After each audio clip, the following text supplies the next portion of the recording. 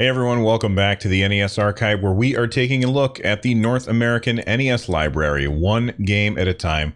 Today's game was originally released alongside the Nintendo Entertainment System on October 18th, 1985. The game is Tennis. Tennis was part of the sports series of games, and of course its genre is that it's a tennis game. Whether it's singles or doubles, you'll love the non-stop action of this amazingly real tennis game. The copy on the back of the box reads, "Slam a serve, fire a blazing backhand, smash a forehand volley, you call the shots in Nintendo Tennis." Nintendo lets you choose an opponent from 5 different skill levels, so as your game improves, so does your playing partner.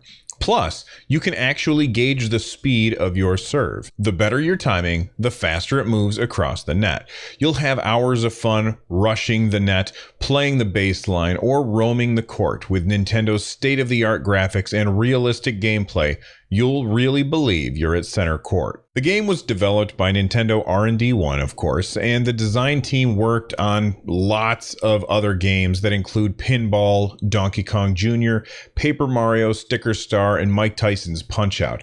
The producer was Masayuki Uemura. Shigeru Miyamoto was directly in charge of the character design and game design for Tennis.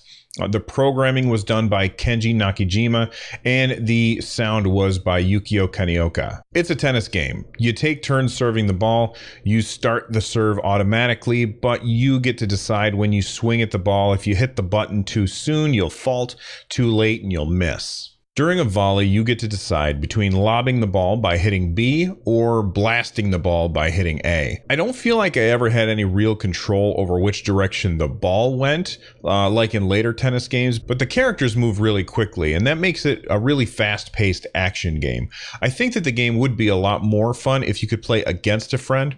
There were only 2 modes, singles where it's you against the computer, and doubles where it's you and a friend against 2 computer opponents. The absence of head-to-head multiplayer is probably because anyone on the far side of the court would feel like they were at a significant disadvantage. The character is smaller, the ball is smaller, the court is smaller, and this was done in order to give you the illusion of depth. It made the game, which is a 2D game, feel like a 3D game.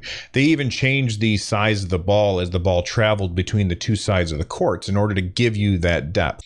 They solved this in the arcade version called Versus Tennis, where you could play multiplayer using 2 screens. It looks like Nintendo always kind of had a thing for multiple screens. I really like the way that the ball changes size to give that depth. I don't think that tennis games really showed that depth until then. It was either side to side, kind of like Pong for the most part. The game had bright colors, and overall I feel like it had really good graphics for the time. There was intro music, but there was no music while you were playing. I really think that I would have liked to have a music track while playing, or the sounds of the crowd or something other than the silence, which was occasionally broken up by a blip. It's really difficult to find reviews of these older games in English for some reason. I assume as we get through the catalog of the NES games and the Nintendo gets more and more popular in the US, we're going to start seeing more reviews from American publications, or at least English publications.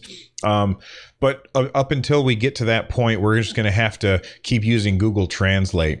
In October of 1987, ASM, which is a German magazine, gave Tennis an 85. It's in German, of course, so I'm using Google Translate to paraphrase. They said, "This tennis game is the absolute best we have seen so far in this form.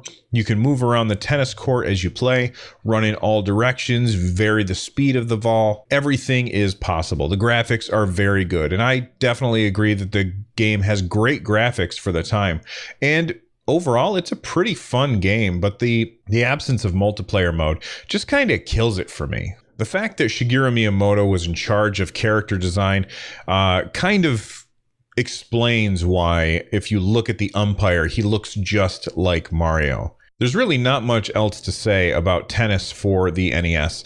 Overall, I think it's a pretty good game, and I had a lot of fun with it, though I do wish that there was a head-to-head mode. Some of the earliest video games were tennis games, and it doesn't seem like they're going anywhere anytime soon. So here's my question to you. What's your favorite tennis game? I think mine has to be Virtua Tennis for the Sega Dreamcast. I remember coming back from a bar with my friends many nights and playing tournaments in that game all the time. And I'm also really looking forward to Mario Tennis Aces on the Nintendo Switch. That's one that I think I'm going to have a lot of fun with. That's it for this episode of the NES Archive. I will see you guys next time. Bye-bye.